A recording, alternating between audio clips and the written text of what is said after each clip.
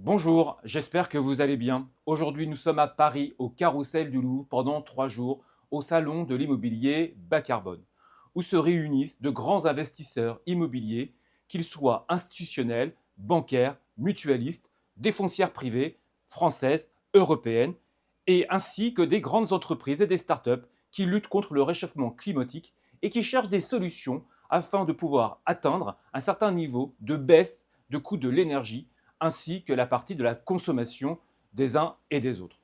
Que l'immobilier soit dans le monde tertiaire, la logistique, l'hôtellerie, l'habitation, tous ces immobiliers sont concernés. Nous sommes tous concernés par rapport à cette dépendance de l'énergie que nous consommons et nous devons trouver des solutions afin de pouvoir, diminuer le coût, mais aussi protéger la planète.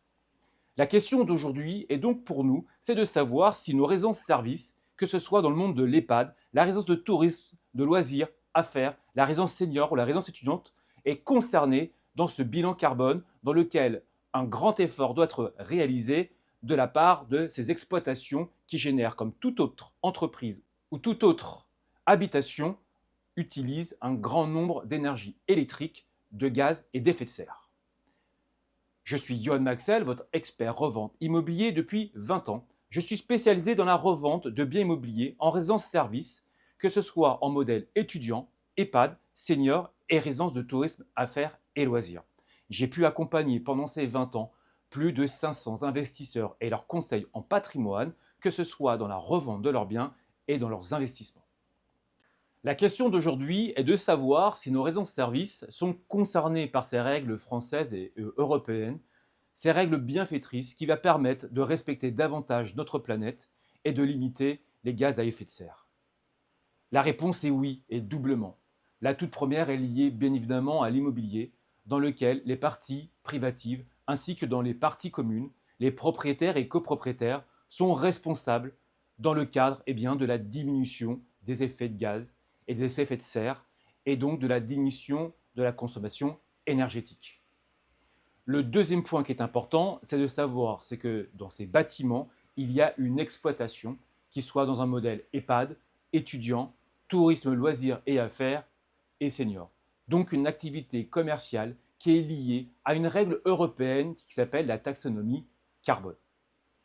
La grande question dans l'ensemble de ces points est de savoir qui paye.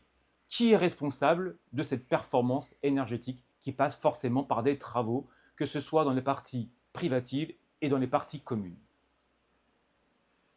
Tout va dépendre de votre bail.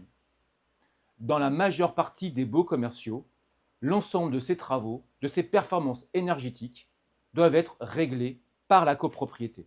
Il est donc essentiel de prendre en compte dans le budget Allure non plus que des travaux de rénovation de l'usure, et aussi des travaux qui vont permettre de rendre plus performants nos bâtiments dans les résidences-services afin de pouvoir lutter contre le réchauffement climatique.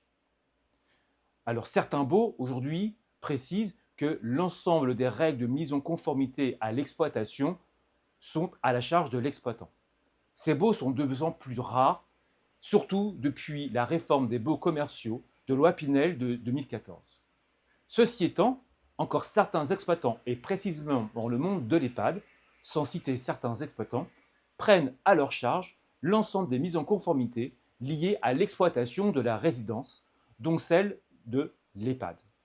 C'est donc un atout important pour les propriétaires et les copropriétaires qui détiennent un bail commercial avec cette clause de conformité. La question est, est-ce que cette clause se transmet au futur acquéreur? La réponse est oui, puisque le bail est repris. La valeur de ce bail a une valeur donc plus importante et se monnaie plus cher aux yeux des investisseurs. Il est donc important de bien lire votre bail afin de savoir qui paye ces travaux de conformité liés à l'exploitation de la résidence. Car vous avez compris, sans cette conformité, certaines résidences, certaines exploitations ne pourront pas fonctionner. Et votre locataire pourrait prendre la décision de quitter les lieux si les copropriétaires ne sont pas réactifs et ne mettent pas les moyens nécessaires afin de pouvoir leur transmettre un outil de travail conforme à la législation. Vous comprendrez aussi que ceux qui ont des baux dans lesquels nous avons une clause dans laquelle les performances énergétiques seraient à la charge de l'exploitant, ont une valeur supérieure à des baux qui ne l'auraient pas. Si vous avez des questions, n'hésitez pas à me contacter ou à laisser vos commentaires afin de faire vivre la communauté. Je me tiens disponible. Si vous souhaitez vendre vos biens immobiliers en location meublée, n'hésitez pas à me faire un message privé.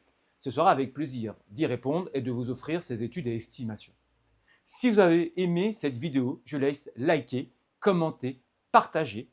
Prenez bien soin de vous et je vous dis à bientôt.